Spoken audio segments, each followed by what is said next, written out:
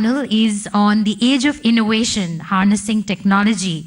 And for that, can I please invite Deputy Editor of India Today, Kunal Pradhan, to please come on stage and invite our next panel.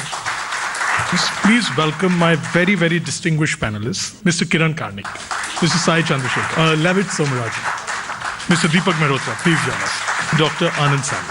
Welcome all.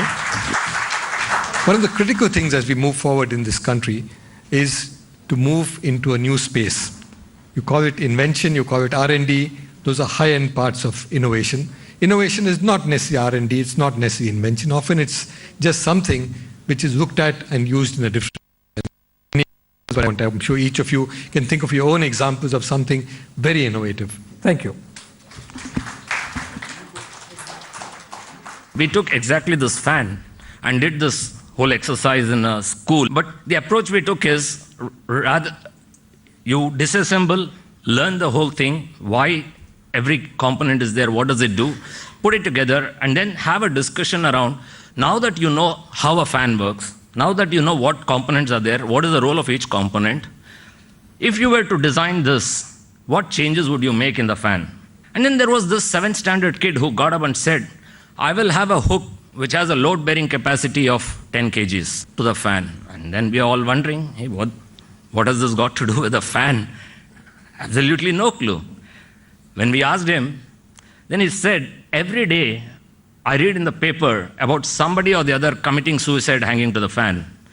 So this will prevent all those suicides.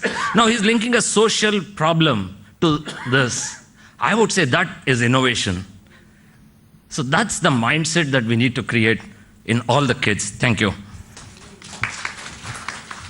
Now it will tell you how to motivate all your students. Giving challenges is the best way to motivate. It's not carrot and stick and all that are gone. Okay, so you got to make things challenging every day. And we are doing it and we are happy about it. And we have changed the syllabus and then we have made all the syllabi into 8 module systems. The 8th module is left free.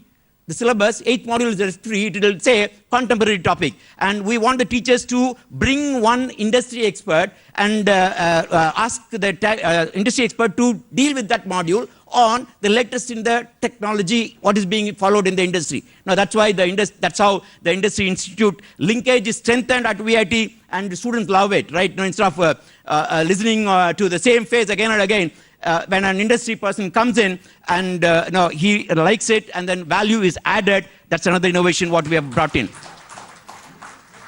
How much is the talk about technology in education genuine, and how much is it just jargon and fancy words? Is the predominant sentiment one of resistance or one of embracing this change? You know, at the cost of being rather brutally frank, I think it's more talk than action. Technology, in any case, can never make the teacher redundant because, we all go back to our times in the classroom and remember that one teacher who inspired us to suddenly think completely different from the way we are doing. And that's one teacher that we will remember 50 years later, and then we'll talk about that. So that's not going away. The human emotions are not going to change, whatever technology brings in. The way the student and the teacher relationship has changed, it has not changed fundamentally in last 250 years. And that is something which is very, very fundamentally important. And hence, like when we work with the schools, actually, we try to create that kind of a culture.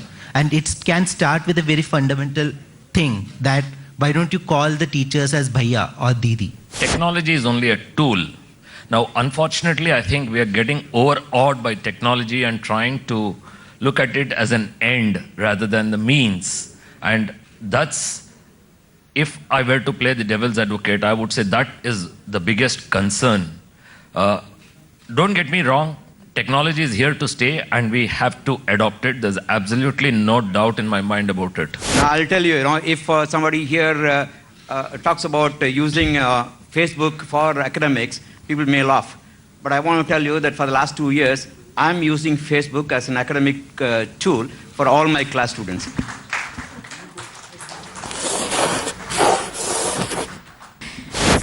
To talk about the change makers, creating teachers who matter, I have a very distinguished panel. Let me begin by inviting Mr. Sandeep Mishra, Mr. Harish Chaudhary, Ms. Abha Adam, Miss Suvi Tumani.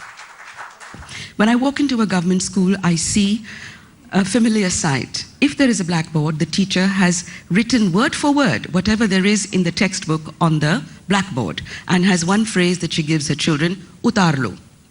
And that is teaching, that is learning. In the private sector, it's the race for the examination and the marks at the, and you sacrifice so much else because children are so different. No one child is the same. So what are we teaching? How are we preparing them? Should we not, in fact, be focusing on thinking, on adaptability, on flexibility, of being able to collaborate and work together, of thinking out of the box, on inquiry? I do not believe that computers can replace the teachers. I believe computers are a tool. Teachers are the magic. Our entire education system today is developed around ordering. Who designed this concept of 40 children staring like dumb creatures onto one blackboard on the backside of the teacher, which is not as beautiful as the front side of the teacher? Who designed these 30, 35-minute, 40-minute classes where you're talking of Third Battle of Panipat and suddenly a biology teacher comes and says, now children, open your book, we are going to talk about the heart. I don't understand. Our entire curricula, our entire pedagogy has been designed for instruction of information and knowledge which is now on the Google. And the role of the teacher has been totally misconstrued. You can take a horse to the water, you can't make him drink. I always wondered, why do you want to make him drink? It took me 10 years. When I walked back to my professor who was in Delhi, I said, sir, I have an issue. You can take a horse to the water, you can't make him drink. But if you get the horse to be thirsty, the horse will find the water anyway. Something has gone wrong. We are all academicians. We were good teachers 10 years, 20 years back when we knew how to connect to the children. Last 10 to 20 years, most of us have not been into the classroom in any systematic manner. By class 5, if you can get the child to become an independent reader, your job is done. Maths can wait, history can wait, capitals can wait, countries can wait. And by class 8, if you can get the child to be a thinker, an independent thinker, he or she will figure out the physics and chemistry themselves. Not much for struggle. The role of the teacher is to motivate the child. The role of the teacher is not to teach physics, is not to teach chemistry, is to teach the child. We don't teach children, we teach subjects. Have a job description, put systems in place. When I saw the list of 108 awardees on Republic Day, the Padma Bhushans and Vibhushans, more than 1/3 have gone to Bollywood. Another 1/3 has gone to sports.